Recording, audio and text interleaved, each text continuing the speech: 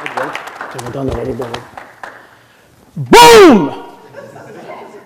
I told you, I warned you out the gate yesterday. It's going to get loud, it's going to get intense, it's going to get emotional, because this is what I'm on this planet to do. Period. My name is Jason Legaard. A lot of you out there know me as J-Boom, so obviously with a brand name like J-Boom, I would not be talking to you like this and telling you stories. Not going to happen.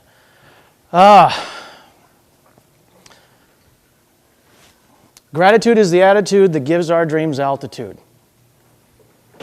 That started out as a little catchphrase for my brand. It is a catchphrase. It's easy to remember. By the end of this talk, I want you to realize this is what shifted the entire course of my life. It's going to do the same for every single one of you if you put in the work and you truly embrace gratitude is the attitude that gives altitude. And I'm going to tell you in this story why this can be beyond incredibly difficult. But if you do it, you're going to see the testimony of my story and my journey that has led me to stand here today. You're going to believe it. Beyond believing it, you're going to know it. Right here. Hopefully that didn't jack up the mic. Just to give you some background, I was born in Minnesota, but pretty much raised in a very small town in North Dakota. A lot of you guys know Mark Hoverson. He also is a North Dakota boy, and he likes to talk about he was from a small town in North Dakota named Manville. And it's fairly small. It's like 365 people. I checked Google today. My hometown of Fortuna, currently right now, 32. So, hashtag J-Boom wins. I'm just saying. I'm just saying. Phenomenal childhood. I got two of the best parents I could ever ask for in my life. My father, Spencer, taught me about honor, respect, work ethic, caring. Mother, pretty much the same. My mother, a sense of faith that's unshakable. And to this day, I can't even understand it sometimes. But to be honest, growing up in a very small town in North Dakota, I did all the small town North Dakota things. Hunting, fishing, target shooting, sports. And to be honest, I pretty much lived life by the book, by the rules. Kicked ass with grades, studied hard, go through junior high, into high school. More of the same. Student council, student body president, National Honor Society, good grades, up. Next thing you know, what do we do now? Well, I guess we go to college, right?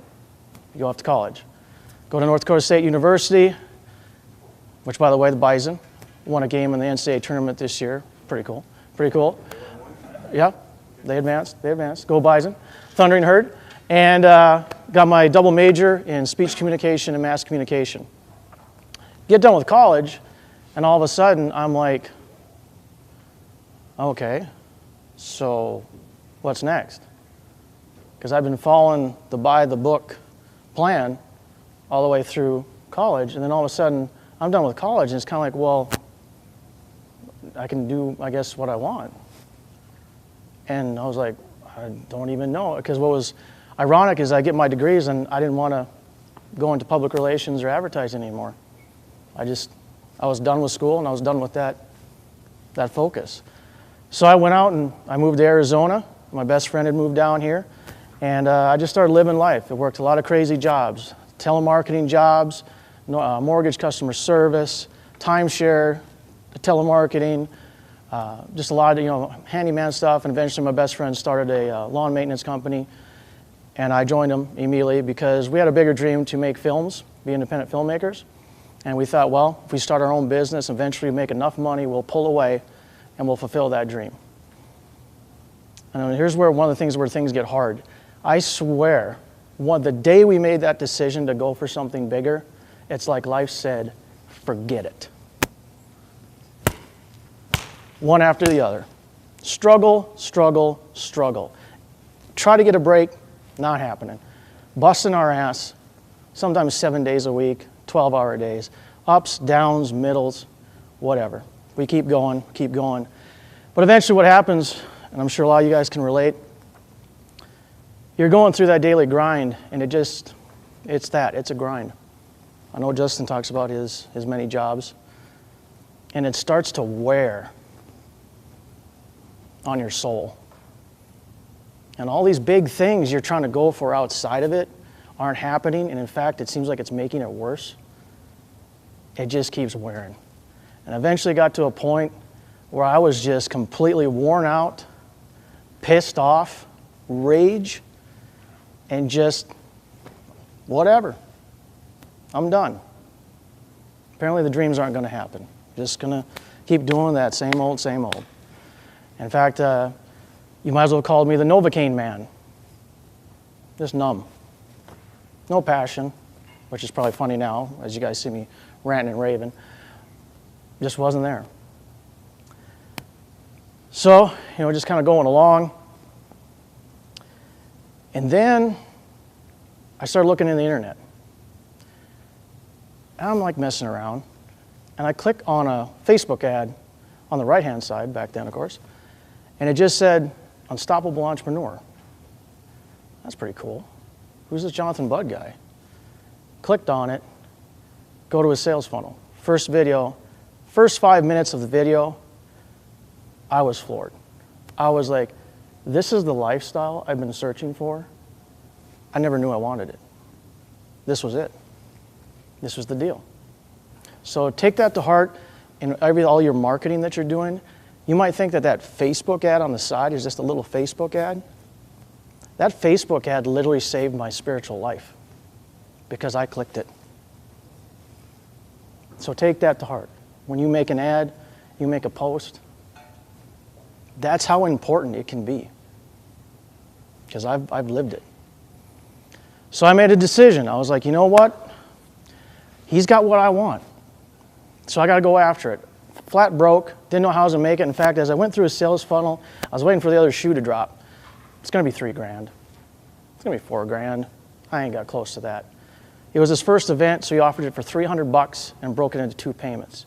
And I was like, thank you, Jesus, I can do that. And I can drive to San Diego, stay with a friend, whatever. So I went and bought this bad boy, the first fedora. And I thought it was quite ironic that it's blue because the color scheme of Jonathan Budd's Unstoppable Entrepreneur was blue.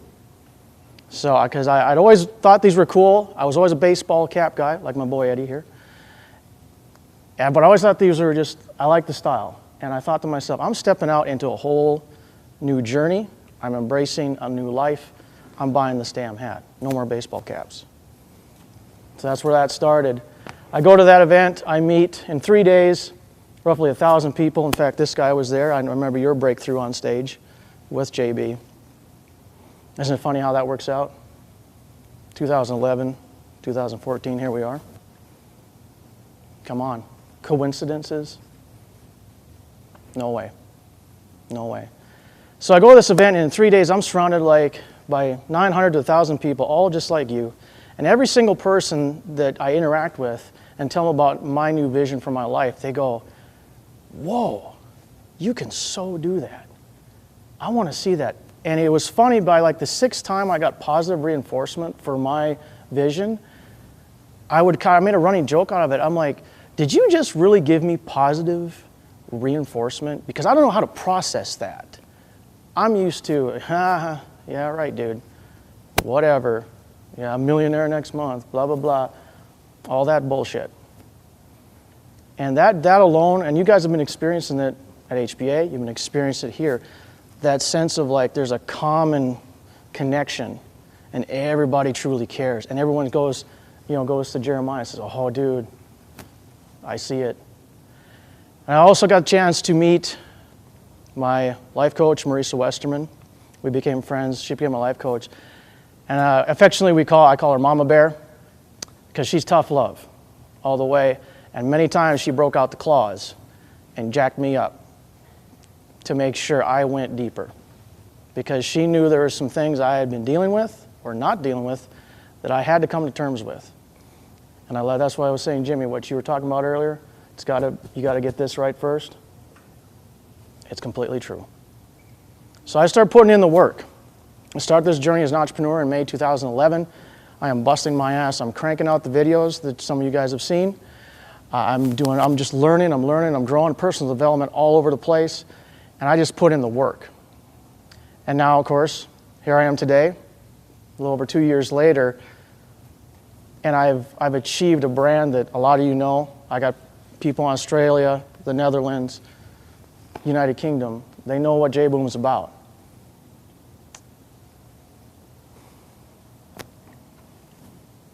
But the thing is, there was a guilt and a darkness that I had not fully faced yet. So even though I've made all this progress, and I'm rolling, I'm not making the money yet, but boy, I'm making progress. And I'm loving the journey because of people. I'm loving the connections. I'm seeing the vision, and it's happening. But there's still stuff had to be dealt with.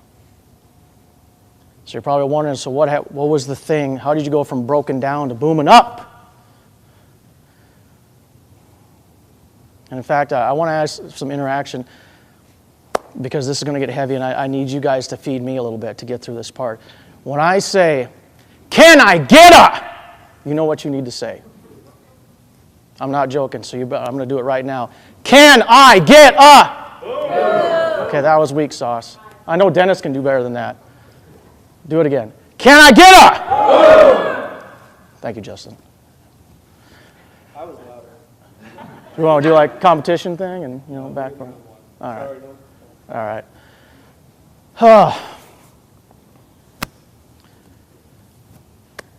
The event that started me on the path that I needed to go to truly deal with a guilt that had been haunting me since the age of 3. My mother sent me a book called The Shack. I don't know if many of you have read that book or know of it. I don't want to give anything away. If you haven't, it's an incredibly powerful book, but it deals with the issue of loss and guilt. And the main character has a conversation with God in a very unique way. It's a very unique book. She sends me this book along with a letter. And on the outside of the letter, she's written on the envelope, "Do not read this letter until you finish this book." And I'm like, that's kind of ominous, So I start reading this book, and right away as I start to read the book, I understand, I know what this letter's about. Because the thing is, when I was 3 years old, my mother, myself, and my sister Tracy, who was 1, we were going down to the local, kind of like, convenience store, shop, whatever. And we're walking along the side of the road, and a kid who probably just barely had his license, he's driving along. The sun was at the absolute worst angle. He swerved a little bit too much, and he ran into us.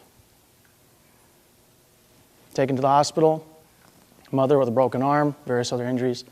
I broke both legs, both hips, cracked my skull, so it's a good thing I wear fedoras all the time. Pin in my left arm. My sister Tracy did not make it out of surgery.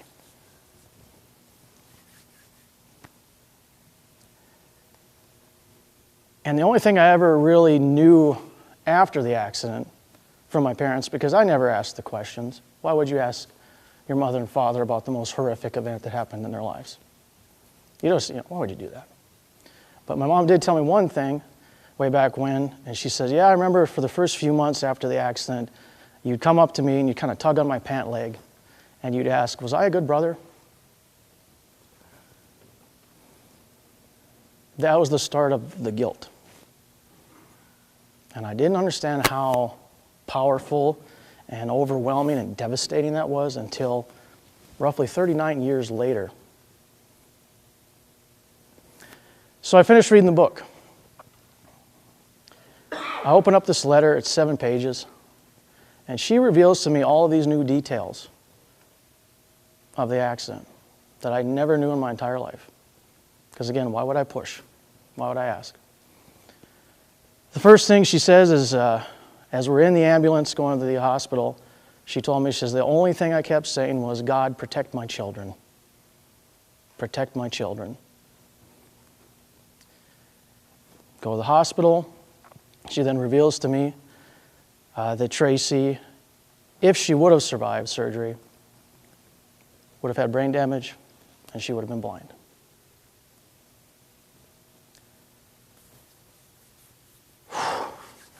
Sorry. I don't want to miss anything here.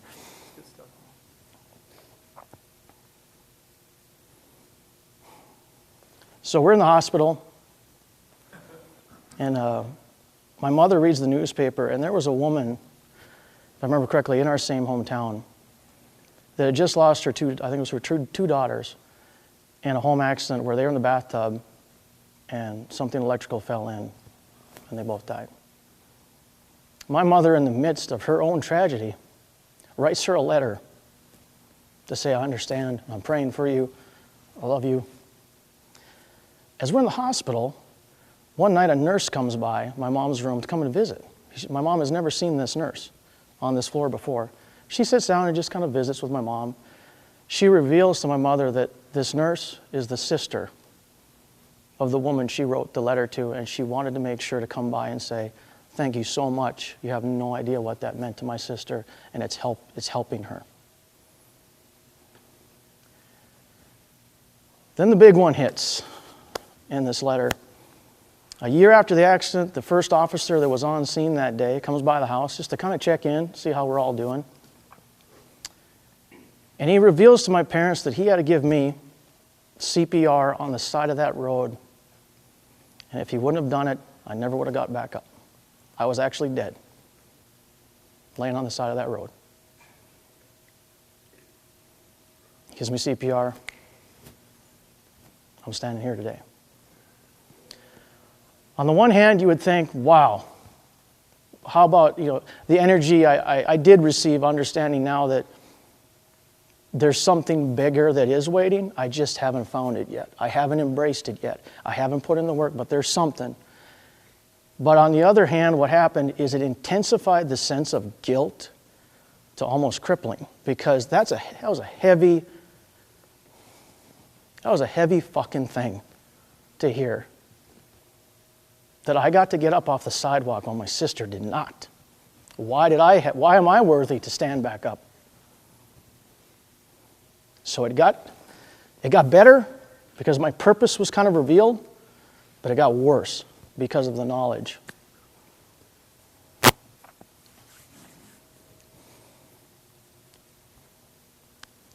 And it affected literally my entire life, and it also made me aware of how it affected my life before. And especially when it comes to success, abundance, and money. Because you see, of course, with the accident, there was an insurance settlement. We received money because of the accident. That was put into a CD account, earned interest over the years, allowed me to go to college. Without, full-time student, don't have to do a job and hustle and, all that BS. And I remember, as I look back, like every time I'd go to take the money out that was necessary for tuition, room and board, what have you, it was always just that. Tuition, room and board, a little bit for weekends just to get by, but heaven forbid I do anything that I enjoy with that money. And it didn't hit me until I got ready for the speech this week that in my mind, in my heart, I was spending blood money, which of course translates to all money. How can I go enjoy whatever? Can't. And so I just had to realize I had to start working. I had to work through that, because how could I truly embrace ultimate success, contribution, abundance, a vision,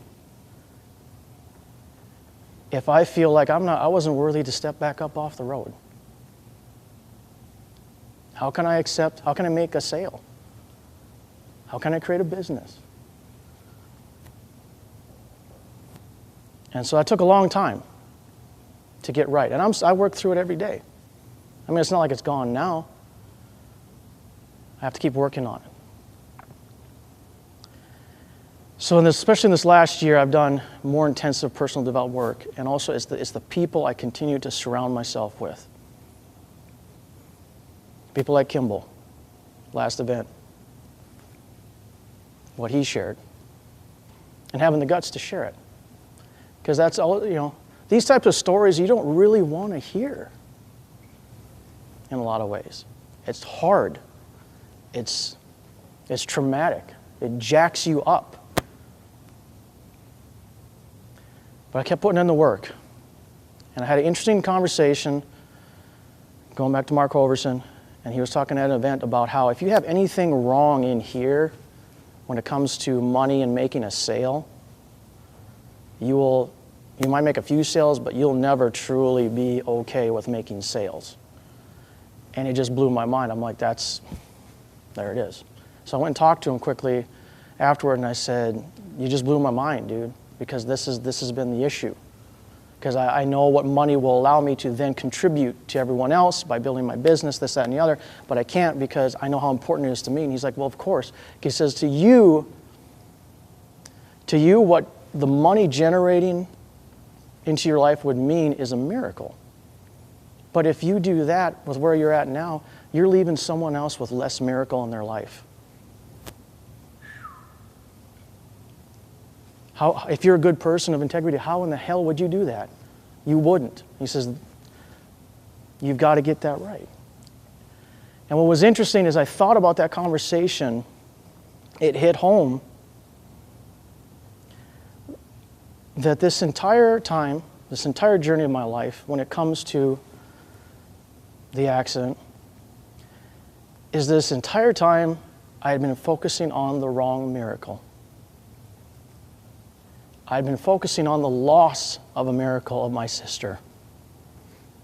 And it consumed me. Instead of embracing the miracle that I got back up, and God said, you got stuff to do, man. You don't know it now, but you're J-Boom, and you're going to go create businesses that inspire people, shake up their worlds, wake them up that they have an opportunity, that they should have gratitude.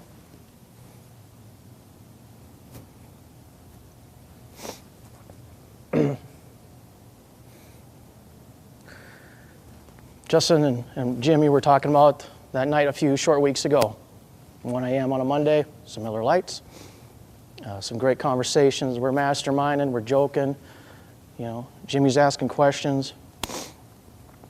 And all of a sudden, about 1 a.m., when Justin extends the invitation, he did.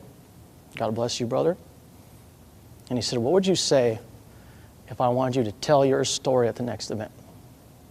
And I lost it. And in fact, you probably still have that on video. I mean, I had to cover the face. I'm shaking, lip quiver, tears, the whole 9 yards.